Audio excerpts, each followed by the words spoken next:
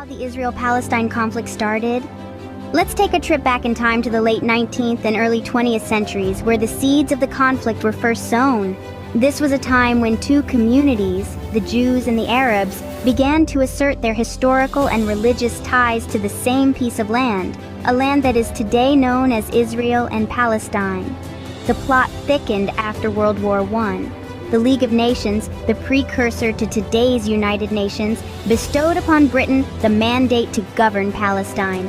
This move, rather than quelling the discord, heightened it. Jewish immigrants seeking a home after the ravages of war and persecution flocked to Palestine. This influx didn't sit well with the Arab residents of the area, who saw the newcomers as encroaching on their ancestral lands. This marked the beginning of increased tension between Jewish immigrants and Arab residents. The path to the current situation is paved with numerous significant events.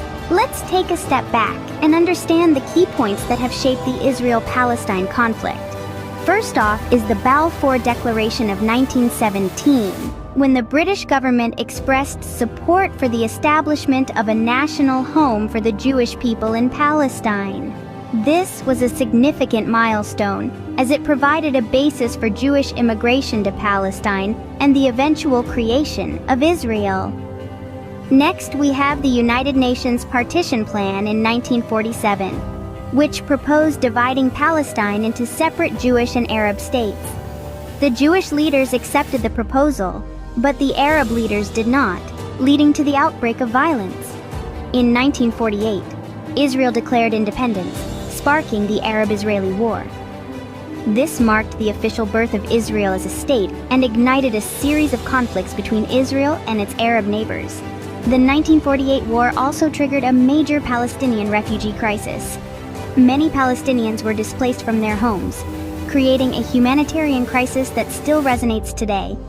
Fast forward to 1967, Israel's victory in the Six-Day War led to its occupation of the West Bank, Gaza Strip, East Jerusalem, and the Golan Heights. This event significantly altered the geographical and political landscape of the region. In 1993, the Oslo Accords were signed, aiming to establish a framework for a two-state solution. The Palestinian Authority gained control over parts of the West Bank and Gaza Strip. However, the peace process has been fraught with challenges and setbacks. Each of these key points has played a crucial role in shaping the Israel-Palestine conflict as we know it today. The echoes of these historical events continue to reverberate, influencing current political dynamics and peace negotiations. The path to peace is a complex one, laden with historical grievances, political complexities, and deep-seated emotions. The road may be long and winding, but understanding the key points in this conflict is a crucial step in navigating towards a resolution. Each of these events led to further complications and deepened the divide. Despite numerous attempts at resolution, the conflict continues to this day. The struggle between Israelis and Palestinians has seen multiple wars, uprisings, and negotiations, yet a durable solution remains elusive. Core issues fueling the conflict include the determination of borders, the status of Jerusalem, security concerns, the plight of Palestinian refugees, and the recognition of a Palestinian state. The international community, too, plays a vital role in this conflict. The United States has historically been a key mediator, striving to bridge the gap between the two factions.